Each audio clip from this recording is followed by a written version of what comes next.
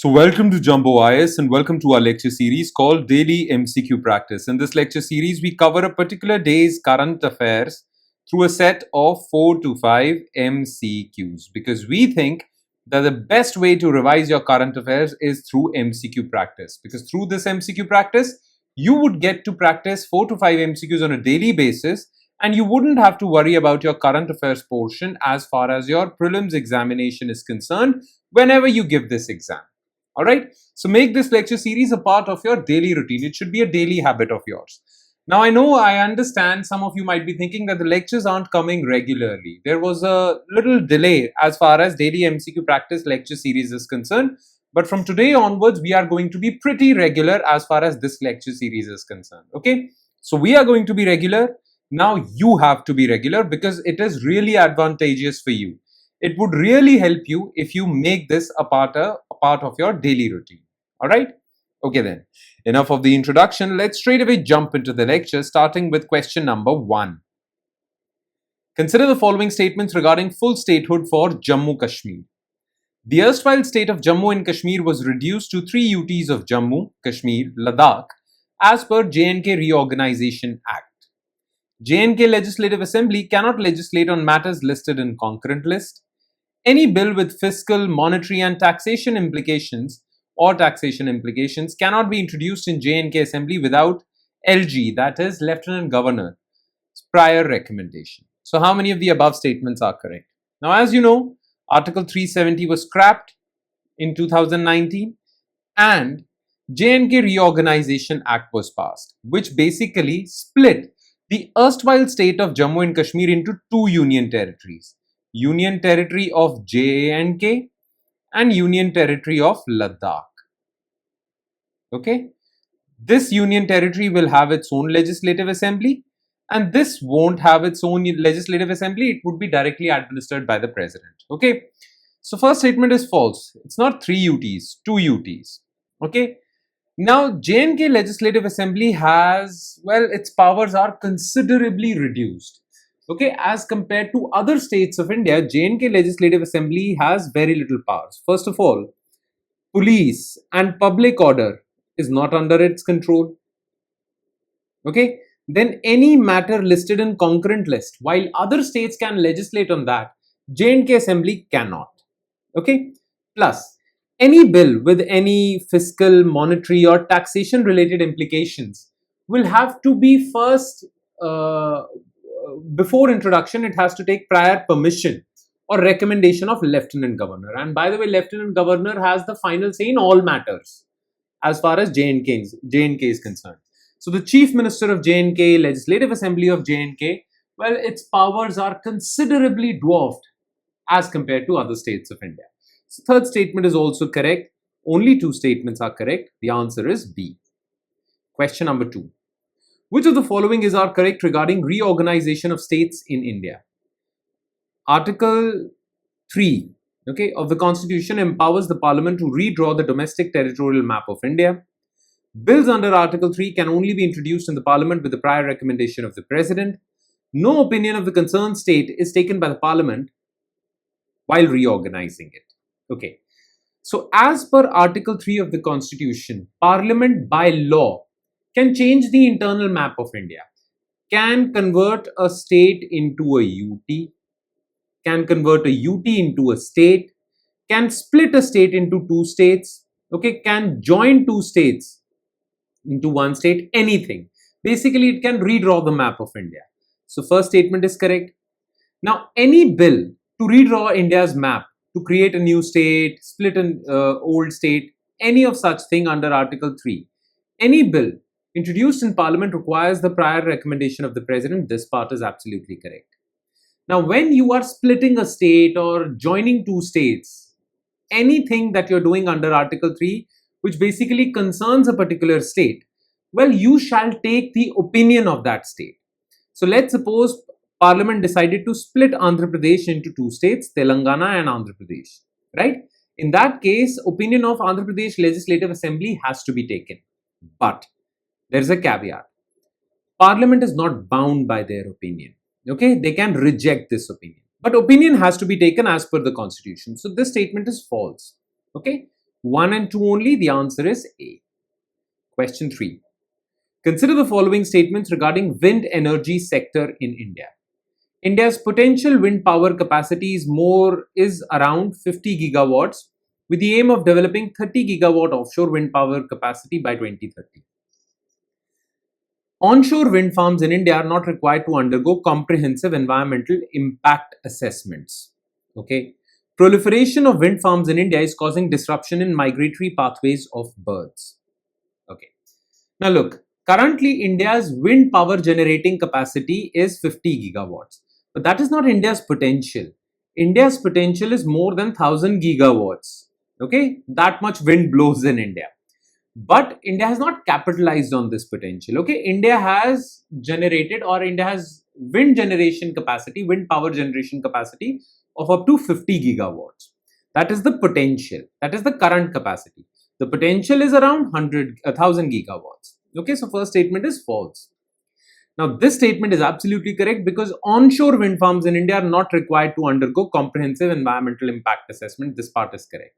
Okay, and plus wind farms in India are basically harming birds. Okay, some birds collide with these wind farms, wind fans, and die, and some birds have to change their migratory pathways, which disrupts their life cycle. So this is also correct. 2 and 3 are correct. The answer is B. Question 4. Consider the following statements regarding Ayurveda Ahar. It refers to food products which are formulated as per the dietary principles of Ayurveda. Recently, a definitive list of Ayurveda Ahar products was prepared by Ministry of Ayush. The list is based on ancient Ayurvedic texts and no deletion can be made to it. Which of the above statements are not correct? Remember this, not correct. So basically, Ayurveda Ahar is a category of those food products which are prepared as per the principles of Ayurveda. Okay, so food companies can prepare these food products and sell them under the banner of Ayurveda Ahar, sell them as Ayurvedic products. Okay, so first statement is correct. Now, the purpose is, well, the thing is that many food companies can mislead the consumers by selling a normal food product as Ayurvedic products, right? That is why FSSAI, Food Safety and Standards Authority of India, created a list of such food products. Okay, so if a food product is being marketed as Ayurvedic Ahar but does not belong to this list, well, then it is not Ayurvedic. That food company is misleading its customers. Okay, that is why this list was created, so that customers can be aware. Okay, and food companies are also aware as to what they can market as Ayurvedic and what they cannot market as Ayurvedic. Okay, so recently a definitive list was prepared for Ayurvedic Ahar products, but it was not prepared by Ministry of Ayush. It was actually prepared by Food Safety and Standards Authority of India, a statutory body. So this statement is false. The list is based on ancient Ayurvedic texts and no addition or deletion can be made to it. Now this statement is correct. It is based on ancient Ayurvedic texts, but addition and deletion can be made to it if you show proof. So if any food company says that we have this food product and it is an Ayurvedic food product, but it does not belong to this list. So FSSAI will say that show me the proof. So that food company will show some ancient Ayurvedic text which proves that that food product is Ayurvedic. And then FSSAI will add that food product to the list. Okay, so this statement is also false because of the last part of this sentence. Okay, now which of the above statements are not correct? That was asked. So 2 and 3 are not correct. The answer is B. Okay, question number 5. Consider the following statements regarding Asian giant tortoise. It is the largest land tortoise in mainland Asia that inhabits the tropical rainforests of Western Ghats. Okay, its status in the IUCN Red List is critically endangered. It is a slow-moving omnivorous animal, crucial for seed dispersal, soil turnover, and maintaining forest health. Okay, and it is also known as small elephant of forest. Now, Asian giant tortoise is the largest land tortoise in mainland Asia. Absolutely correct. And it inhabits, basically, it does inhabit tropical, not tropical evergreen forest, but basically deciduous forest, tropical, subtropical deciduous forest. Okay, mainly of Northeast India, Myanmar, Bangladesh, okay, Thailand, basically Southeast Asia and Northeast India, not Western Ghats. Okay, so first statement is false. Yes, its status is critically endangered. It is a slow moving animal, but it is not omnivorous, it is herbivorous. Okay, so that's why this statement is false. Except this word, the entire statement is correct, but the omnivorous word is incorrect, and that is why this statement is false. And yes, it is known as small elephant of the forest because of its seed dispersal, soil turnover, maintaining forest health activities, because elephants also do the same. So this statement is correct. 2 and 4 are correct. The answer is C. Here. And last but definitely not the least, question number 6. Which of the following statements are correct regarding PAN 2.0 project? It was launched by Cabinet Committee on Economic Affairs in 2024. PAN is a 14-digit alphanumeric identifier for all taxpayers in the country. PAN 2.0 consolidates PAN, TAN and TIN numbers into a unified system. Okay. So you must have heard this term PAN card, permanent account number. This is the card that all taxpayers have to hold because it is a identifier. Okay, it is a unique identifier for all taxpayers. Taxpayers are identified through this PAN number. Now this PAN number is not 14 digit, it is 10 digit alphanumeric. Okay, alphabets as well as numbers. So this statement is false. It is 10 digit actually.